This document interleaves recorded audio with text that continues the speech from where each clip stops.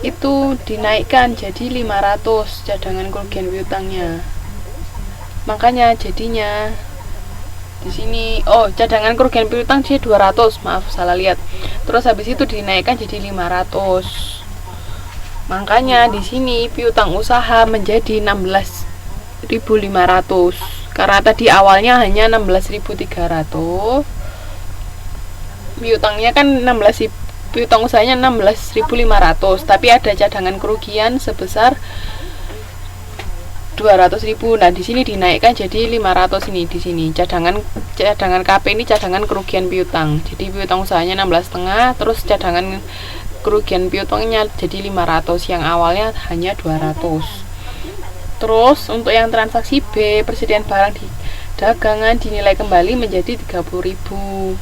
Nah, persediaan barang dagang awalnya kan cuman 28.500 ya kan, di neraca itu loh persediaan barang dagang hanya 28.500, tapi ketika dinilai kembali ternyata harganya jadi 30.000. Makanya di sini dicatat persediaan barang dagang menjadi 30.000 di jurnalnya.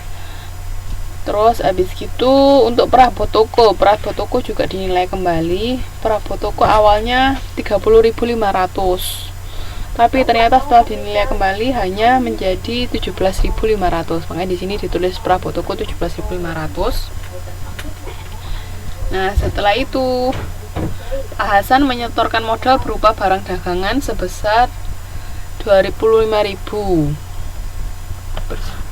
Barang dagangan sebesar 25.000 sama uang tunai 50.000. Itu nanti di sini.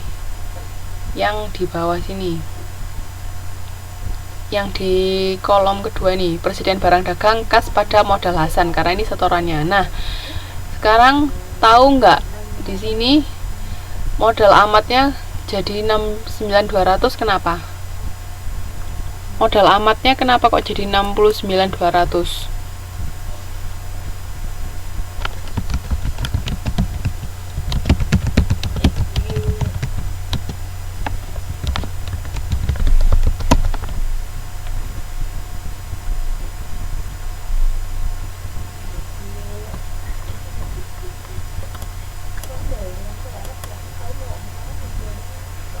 Halo?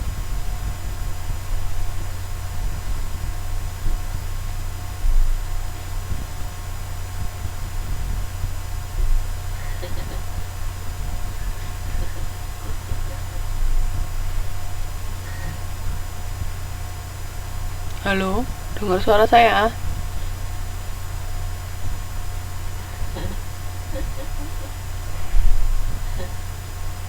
Ada yang tahu?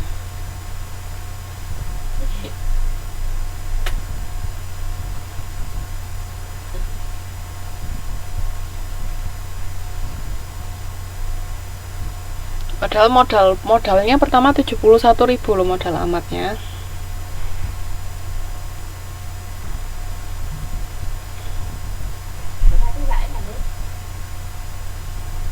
Modal amatnya kan pertama 71.000, sekarang jadi 69.200.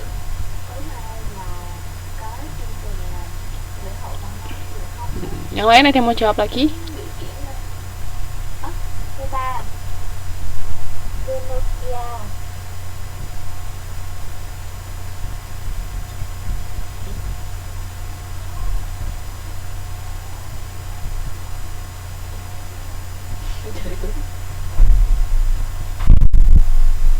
Nah, yang lain ada yang mau jawab?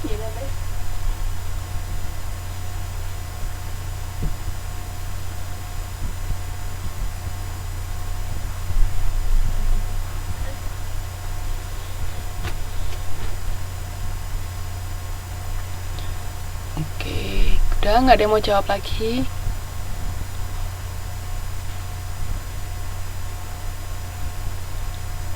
Halo?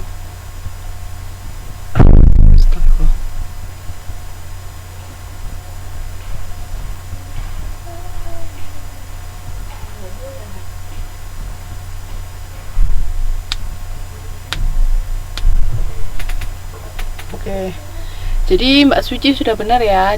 Itu tadi karena kita banyak penyesuaian, makanya di sini modalnya berubah. karena tadi persediaan barangnya naik, terus perabot tokonya turun, sama cadangan KP-nya juga naik, makanya modal amatnya berubah. Jadi intinya nanti di sini itu modal amat tinggal disesuaikan aja sama yang lain sebenarnya kan. Misalnya ini di total berapa, di sini di total berapa, kurangnya berapa, berarti itu jadinya modalnya di situ. Oke, karena ada penyesuaian kembali, makanya modal amatnya berubah. Paham ya? Mbak, sini ada mau ditanyakan? Sampai sini ada mau ditanyakan?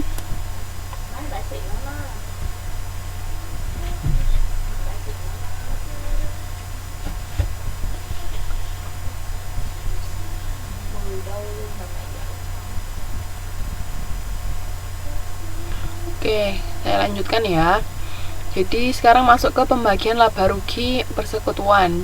Cara pembagian laba mempertimbangkan jasa sekutu atau mempertimbangkan jasa dan investasi sekutu.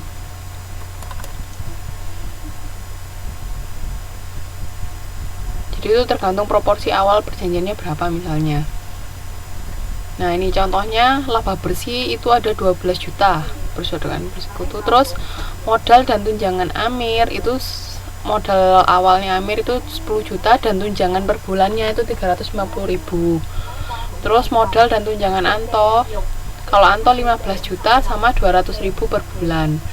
Nah, ini 350 sama 200.000 itu bisa termasuk jasa sekutu. Jadi kayak per bulannya dibayar berapa. Nah, cara perhitungannya seperti apa? Mari kita lihat di sini.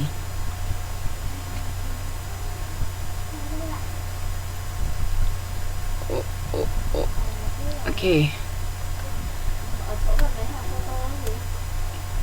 Di sini kan labanya 12 juta. Nah, kenapa kok Amir dapat 6.900.000 terus Anto dapat 5.100.000? Perhitungannya tahu dari mana? Ada yang tahu perhitungannya dari mana? Cara menghitungnya tahu seperti apa? Dilihat dari jasa sekutu, berarti kita memperhatikan dari 350.000 sama 200.000 untuk masing-masing ya. Di sini ada nggak cara perhitungannya? Oh, itu tidak ada. Bisa dilihat di buku di halaman 6.10 sama 6.11. Berhubung itu tadi hanya mempertimbangkan jasa sekutu, berarti kita fokusnya pada yang 200.000 sama 350.000 tadi. Karena ini hanya mempertimbangkan jasa sekutu, jadi bisa dilihat di halaman 6.10 ya. Nah, di situ Amir, Masya Allah lagi, kok lanjut terus.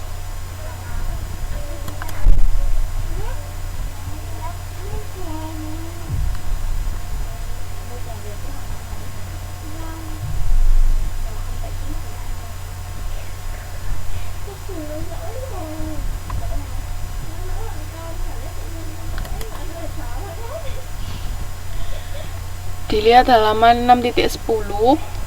Nah, di situ kan si Amir dapat 350.000 per bulan. Nah, ini dikalikan 12 bulan untuk setahun. Jadi 350 kali 12 berapa? Sebentar. Kalkulator. Anakku kalkulator saya. Ada yang mbak kalkulator? 350.000 dikalikan 12 berapa? Itu kan memperhatikan jasanya. Ketemu 4.200.000.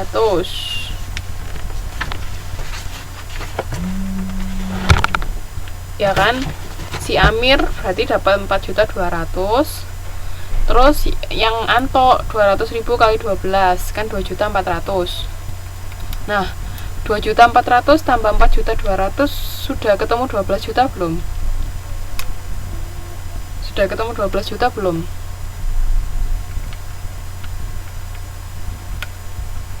Rp2.400.000 ditambah 4.200.000 sudah ketemu 12 juta belum? Padahal kan labanya 12 juta. Nah, berarti kan masih ada sisa. Sisanya berapa berarti? Sisanya berapa? Masih ada berapa?